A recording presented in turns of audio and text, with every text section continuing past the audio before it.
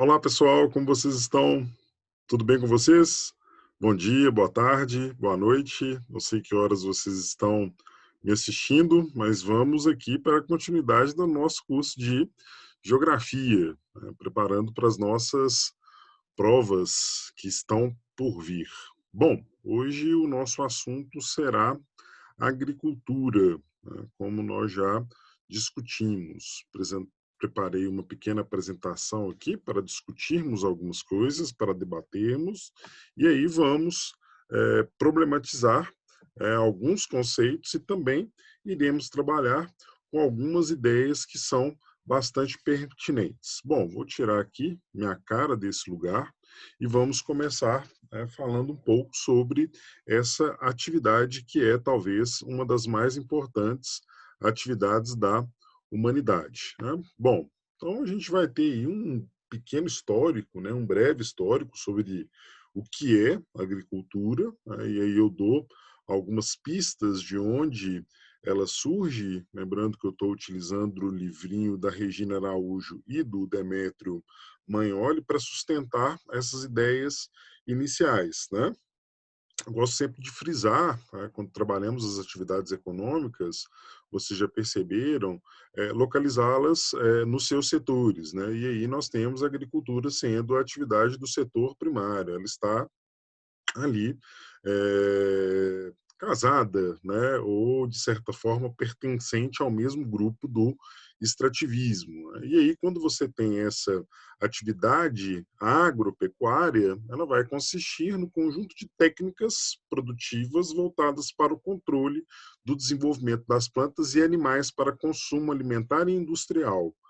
Isso é muito interessante, porque aí nós já temos uma das tarefas mais importantes da agricultura, que é, de certa forma, fornecer o que nós chamamos de subsídios alimentares para a população, né, tanto animal, racional quanto animal irracional. Nós temos, na verdade, hoje um mercado dos pets em crescimento, né? Mas também você tem essa atividade agrícola cumprindo outras funções, né? E aí o Demetrio Moioli, eu acho que e Araújo vão ser muito felizes quando separam a indústria da agricultura, porque hoje os processos eles são processos inclusive bastante similares, né, no que diz respeito à produção de gêneros agrícolas, principalmente naqueles setores ou naquelas etapas da produção em que você tem o fornecimento de mercadorias para o mercado externo. Daqui a pouquinho a gente vai falar um pouco sobre isso, né? Mas o Demetrio Maioli ele pontua uma diferença que é muito interessante, né? Que é você pensar que a agricultura ela depende de processos biológicos, né? Diferente do que nós temos na indústria, né? O surgimento da agropecuária se dá no período neolítico, né? Que nós vamos conhecer como sendo o período da pedra polida, e essa época você tem ali o que nós chamamos de mudança mesmo no perfil daquele grupo de pessoas, né? Nós não podemos ainda considerar como sociedade, pelo menos essa é a leitura que eu faço, né?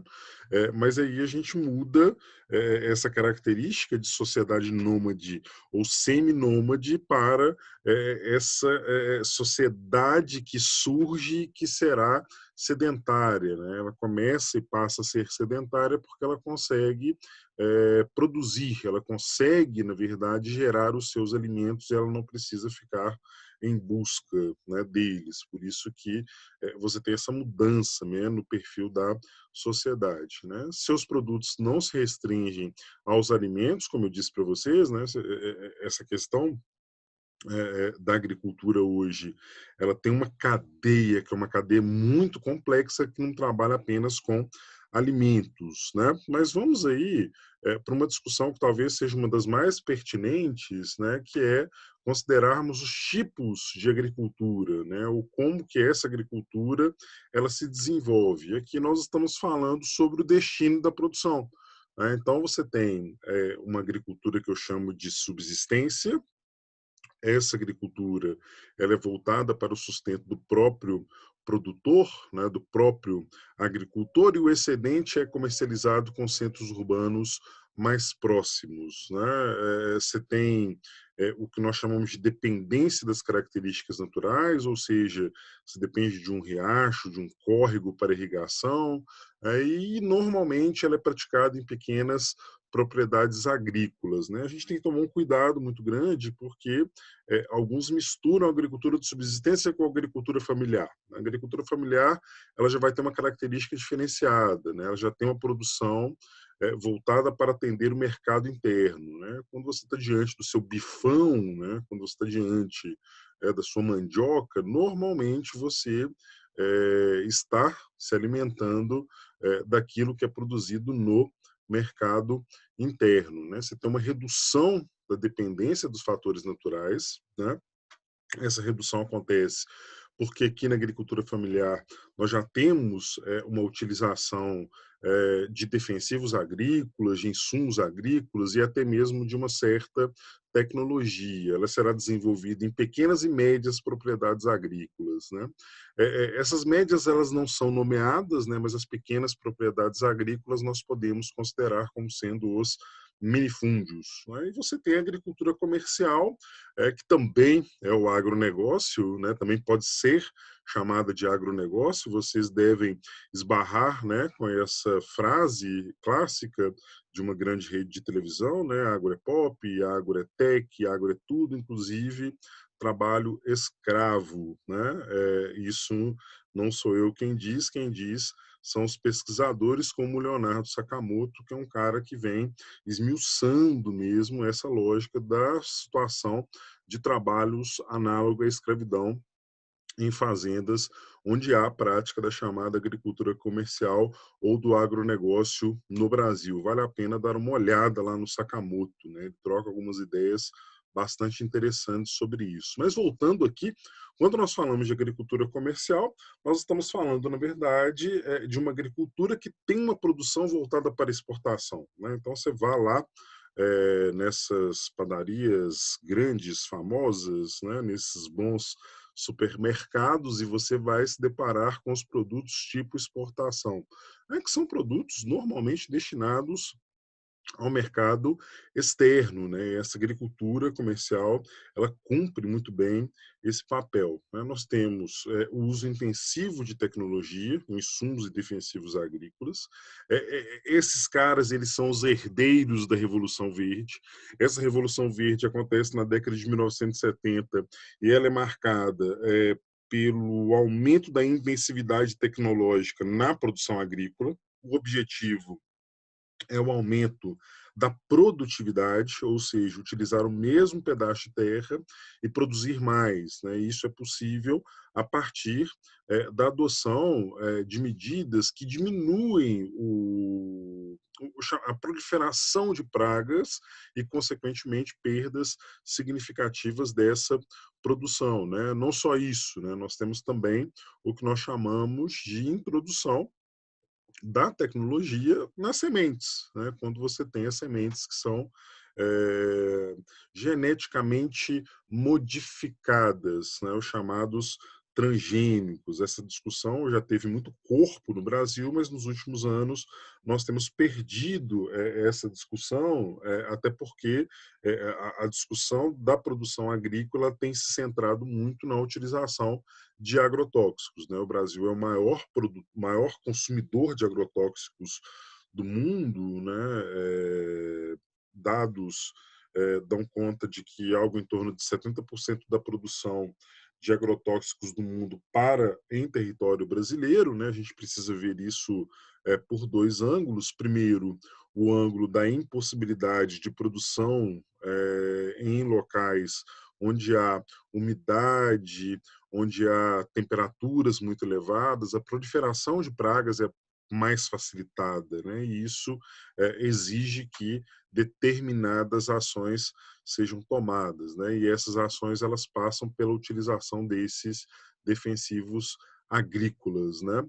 E aí você tem o que nós chamamos de grandes propriedades agrícolas, né? O Brasil, na verdade, ele vai ser marcado como sendo um país de latifúndios, né? E aí a agricultura comercial, ela representa muito bem esse tipo de agricultura, né? Caso vocês tenham curiosidade, né, de estender esse conhecimento, existe um documentário muito bom no YouTube chamado Food Inc., né, ou Agricultura SA. Vou compartilhar com vocês e aí deem uma olhada, porque eu acho que ele é interessante para compreender como que a agricultura comercial ela incute um sentimento muito diferenciado daquele que envolve toda a produção agrícola, né? É nesse momento que a gente começa a perceber que o alimento ele deixa de ser essencial para a chamada população, deixa de ser algo essencial a ser fornecido à população, né, e se torna mercadoria. E aí nós temos todas as consequências, né, dessa transformação, porque quando eu tenho um alimento se tornando mercadoria, a tendência é que um grupo de pessoas que não tem acesso à renda também não vai ter acesso a essa mercadoria, né? E aí a gente pode até fazer um link mesmo com os conhecimentos sobre população e demografia, né? Quando os reformistas eles dizem que não há possibilidade de diminuirmos ou sanarmos a fome e a miséria no modo de produção capitalista, né? Então isso é bastante interessante. Ficarmos muito atentos, né, a essa questão das grandes propriedades agrícolas, dos latifúndios, né, porque eles vão aparecer como um problema, né? E esse problema ele será muito difícil de ser solucionado, né? O Brasil convive, inclusive, com problemas que são desencadeados exatamente por conta dessa característica agrária, dessa característica no que diz respeito à chamada distribuição de terras no Brasil. Né? Então, bom, você tem outros tipos de agricultura que podem ser citados aqui, como a agricultura de jardinagem, por exemplo, né? Praticada em locais menores, em locais de menor extensão, e isso faz com que você tenha a possibilidade de produção, inclusive de gêneros diversificados. Ok? Bom, dando continuidade aqui, eu queria falar um pouquinho sobre essa agropecuária brasileira, né? Esse mapinha aí está mostrando para vocês muito claramente, né, a distribuição, né, dessa agricultura no Brasil, né? Ainda temos algumas coisas interessantes ali, como floresta e o extrativismo. Como vocês veem, o extrativismo vem sendo praticado em praticamente todas as regiões brasileiras, né? Mas aí vamos centrar na chamada produção agrícola. Então nós temos aqui grãos, policultura, monocultura, pastagens. Lembrando, pastagens são utilizadas para a produção pecuária. O Brasil é um dos maiores produtores de carne do mundo, de proteína animal do mundo, né? E isso envolve e insere-se aí a carne bovina, né? Que normalmente é obtida em grandes extensões de terra, né? Bom, é claro e é óbvio que quando você pensa nessa questão, que é a questão que envolve as atividades agrícolas brasileiras, nós não temos aqui a definição de belts, né, ou de cinturões agrícolas, como ocorre nos Estados Unidos, mas nós temos aqui também um processo de regionalização da atividade agrícola brasileira, né? E por que que nós temos essa regionalização? Essa regionalização ela vai acontecer por conta das características do meio natural, né? As características ambientais elas acabam direcionando as culturas agrícolas, né? Então, como vocês conseguem perceber, hoje, é claro, agricultura comercial, você consegue até uma produção agrícola a partir da mudança genética das sementes, né? Mas nós temos dificuldades porque estaríamos implementando culturas exóticas ou mesmo plantas exóticas em espaços que estão aptos para receber determinadas culturas. Então é preciso problematizar isso também, né? Bom, e aí a gente tem que pensar que as características naturais do território brasileiro elas serão responsáveis por gerar esse zoneamento. né? Não só o clima, né, mas também o solo, né? E aí nós temos que pensar que há uma relação entre solo e clima, né? O clima, na verdade, ele é um dos fatores que vai determinar, será determinante para a formação de alguns solos. E aí, quando você pensa nessa distribuição dos solos brasileiros, né, nós temos solos que são muito férteis e temos solos que são solos muito pobres, né, solos paupérrimos, né? Se você pensar no solo da floresta amazônica, que abriga a floresta amazônica, é um solo pobre, é um solo empobrecido, né? Passa por um processo de lixiviação muito intenso. Em contrapartida, quando você pensa no solo que nós temos ao sul, né, do país, nós encontramos porções significativas do solo de terra roja, ou popularmente conhecido no Brasil como solo de terra roxa, que é o solo formado a partir do derramamento basáltico que ocorre naquela regiãozinha ali que vai do sul de São Paulo até aproximadamente Santa Catarina, beleza? Então essa regiãozinha é uma região que tem um solo fértil, um solo bastante fértil. E um outro solo bastante fértil que nós temos no Brasil também é o solo de Massapê, né? O problema do Massapê é um solo ressecado, né? Porque ele ocorre em uma região onde os índices pluviométricos não são tão interessantes, né? Isso faz com que você tenha uma dificuldade para o desenvolvimento das atividades agrícolas, né? A agricultura brasileira ela é marcada por períodos, né? Você tem o período da cana de açúcar, você tem o período do café, né? Você tem esses ciclos, né, da agricultura brasileira, mas é preciso pensar que essa agricultura ela sempre está relacionada ao mercado externo, né? Desde as plantations até o que nós chamamos de ascensão das commodities, o Brasil ele é um país que tem uma capacidade de produção e exportação de gêneros agricultáveis muito potente, né? E aí você tem alguns produtos, né?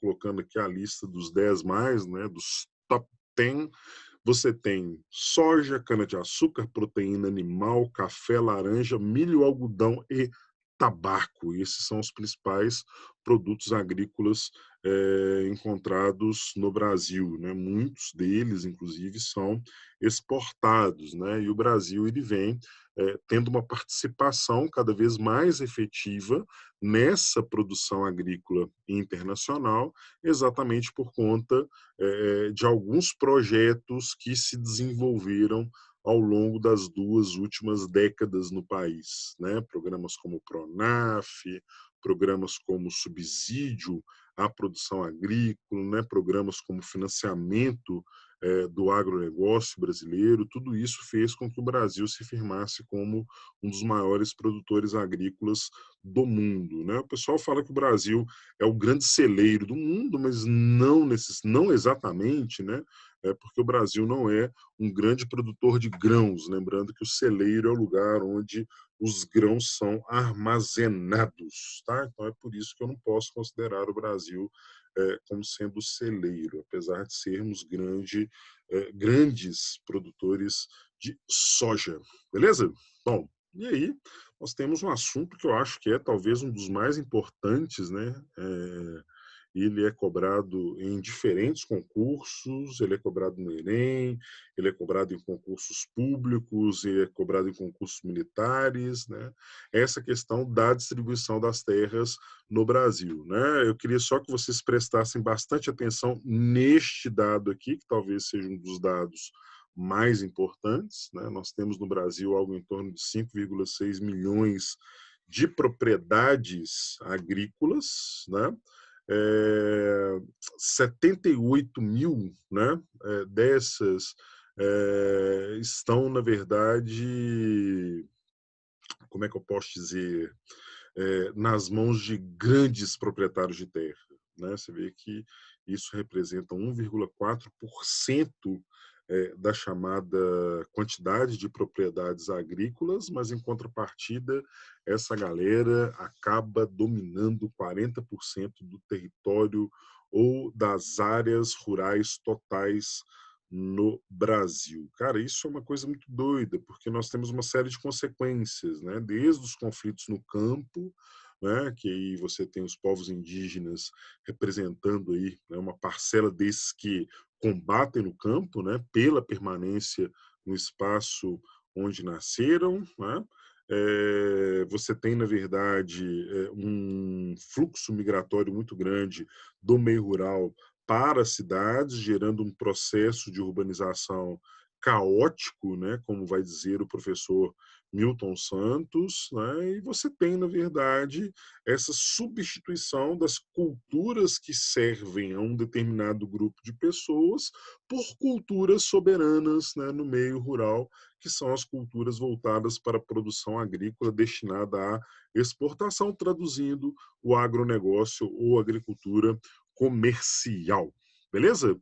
E aí você tem uma conclusão assim, que eu acho interessante. Né? Um país de propriedades rurais. As áreas urbanas, unidades de conservação e outras áreas públicas somam menos da metade da área ocupada por todas as propriedades gerais no território brasileiro. Então, o que isso quer dizer? Pô, cara, nós temos uma capacidade de produção agrícola muito significativa, né? Mas nós não matamos a fome do nosso povo, nem distribuímos as terras. E aí nós começamos a nos deparar com as injustiças sociais, né? Isso que a gente deve ter em mente, né? Onde surgem as injustiças? Primeiramente lá no campo, quando essa galera é expulsa, né? Quando essa galera é retirada do seu habitat, que eu posso considerar como sendo o habitat natural. Beleza? Então, muita atenção a essa questão da concentração fundiária no Brasil. É um dos grandes problemas que nós temos. Né? E aí nós temos, talvez, uma solução para a chamada concentração fundiária. Né? Qual seria a solução? O MST aponta como sendo a reforma agrária. Né? E o que é reforma agrária? É tomar terra dos outros? Não necessariamente. Tá?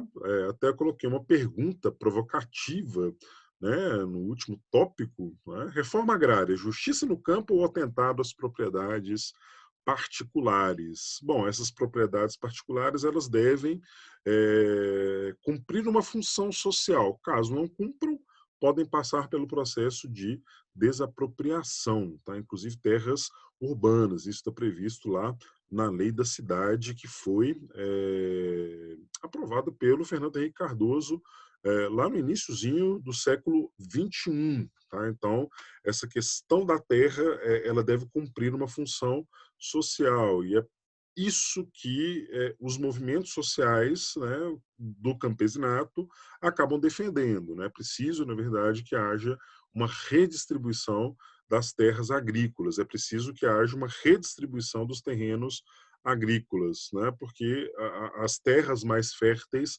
elas de fato param nas mãos dos grandes proprietários agrícolas, né? Mas a reforma agrária no Brasil ela encontra uma série de obstáculos, né? O primeiro obstáculo é o obstáculo ideológico, ao meu ver.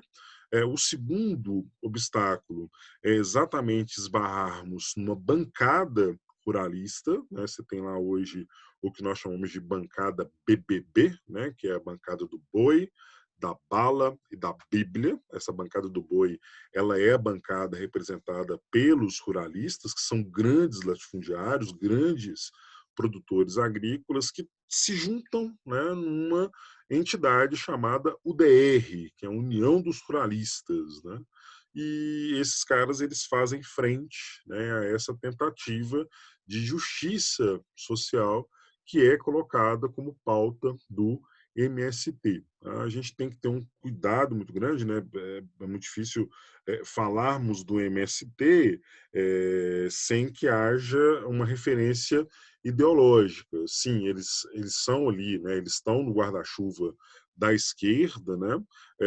Mas eles têm uma função muito interessante, que é a função de produção agrícola orgânica, né? Livre de agrotóxicos, e isso é disponibilizado nos armazéns da terra, né? Inclusive nós temos um em Belo Horizonte. Na verdade, eles lutam por reforma agrária porque eles veem a reforma agrária como uma forma de redenção, né? Não apenas daquele que está no campo, mas também daquele que está na cidade, né? Porque muitos defendem junto à reforma agrária uma reforma urbana, né? Bom, os pontos positivos de uma reforma agrária seriam a diminuição do fluxo migratório do campo para a cidade, porque as pessoas vão ficar no campo, porque haverá uma redistribuição de terras, maior produção de gêneros agrícolas, da agricultura familiar e da agricultura de subsistência, ou seja, aquela galera que nos atende diretamente, né, em prática, se assim posso dizer. E você tem um detalhe que eu julgo ser um dos mais importantes, que é a redução dos conflitos, né, no campo, né? Nós que vivemos no urbano, nós temos pouca noção, né, do que são esses conflitos no meio rural, esses conflitos no campo, mas nós temos que perceber que isso é muito recorrente, principalmente em estados do norte e do nordeste, né, onde a luta pela terra ainda é bastante presente, né, ainda é bastante recorrente resolver tudo à bala, tá? E aí você tem algumas histórias de pessoas que ou lutam por um pedaço de terra, ou pessoas que lutam pela preservação da floresta, né? E você tem uma lista extensa de pessoas que foram assassinadas nessa luta, né? Tanto lideranças como ativistas, né, ambientais, ou mesmo ativistas dos movimentos do campesinato, né? Mas a UDR ela também tem lá suas razões, né? Porque se você parar para pensar, existe o direito à propriedade, né? E esse direito à propriedade alguns consideram como inalienável, né? Então, tipo, inclusive essa galera não aceita que a sua terra ela tem que passar por transformações para atender às necessidades de uma determinada legislação, né? Que é o caso dessa que prevê, né, que chamadas terras que não estão cumprindo a sua função social, elas passem, né, por uma desapropriação. Beleza?